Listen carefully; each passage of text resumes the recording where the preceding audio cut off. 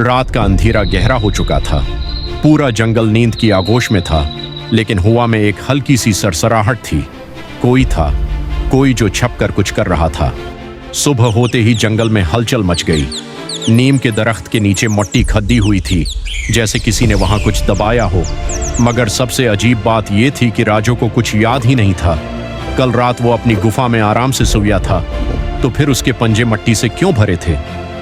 बल्लो भालू ने फौरन कहा, राजू, ये जरूर किसी भूत का काम है। जग्गू बंदर हंस पड़ा। अरे बल्लो, तुम हमेशा भूत प्रीत की बातें करते हो।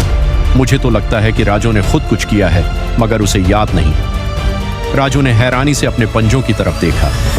सच में, ये कैसे हो सकता है? क्या उसने खुद मट्टी खोदी थी? मगर क्यों? और उसे याद क्यों नहीं?